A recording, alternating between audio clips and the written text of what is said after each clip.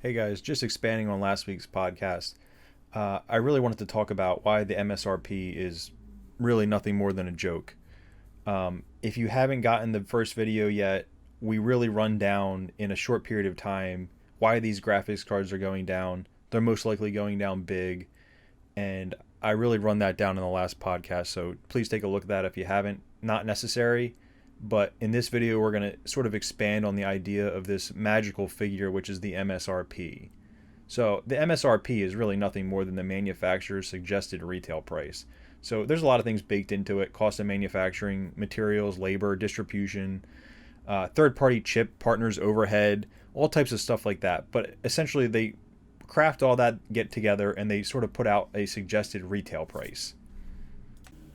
So the product we're going to look at in specific here is the RTX 3090. The reason being is there's some decent data dating back on it, so we could analyze the MSRP of it and how it's changed and how the secondhand market sort of reacted with it. But essentially the original MSRP for this product looked to be $1,499.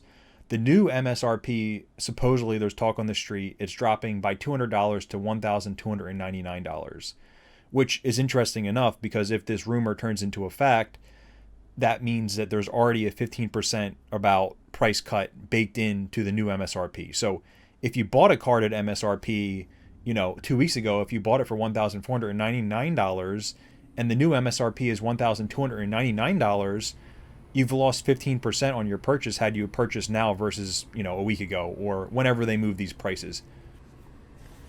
So I've thrown up a chart of the Amazon price of a 3090 Founders Edition. Take a note of the line in red. That's the third-party used market price. And what you could see is back in, February, March of last year, we peaked out around $3,800. And it's now showing currently around a price of $1,399. Now, the price swing on the upside, I think they were clearing more around $3,500, $3,600. And on the downside, we're actually a lot lower than $1,399, especially if you go on secondhand markets like eBay or Facebook Marketplace. You could find them lower than that. But in general, this is a good chart to sort of look at to see the drastic price swings in the upside and the downside direction. So when you look at this chart, the one thing you don't really see is MSRP, right? So MSRP was, as I said before, $1,499.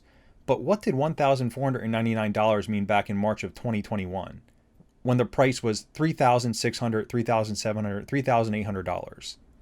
It meant literally nothing. If you wanted to get a graphics card back then, you had to pay, and you had to pay 2 to 3 times higher than MSRP. So why now that after the prices have surged 3 times above MSRP, now that we're around MSRP, does everyone believe that this is the lower bound? MSRP had no bearing on the upper bound, and it's my take that it has no bearing on the lower bound.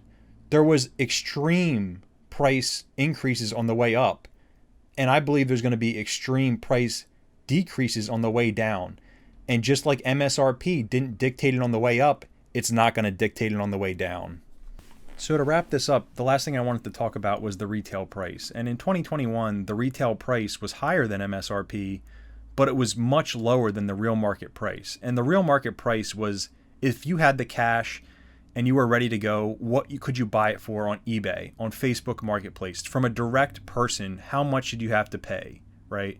And that's sort of what those charts we looked at earlier sort of tried to resemble, what the real market value of these products were. But this dynamic where the real market price was much higher than MSRP, was much higher than retail price, is going to occur in reverse. The retail price in MSRP was too slow to catch up on the way up, and it's going to be too slow to catch up with it on the way down.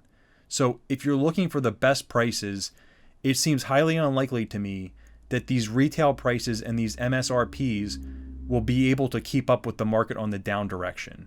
They also have the ability to weather these extreme price fluctuations on the way down a lot better than the consumers directly.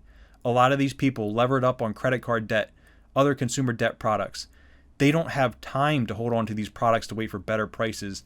They have to offload their hardware now in order to recover some of their money.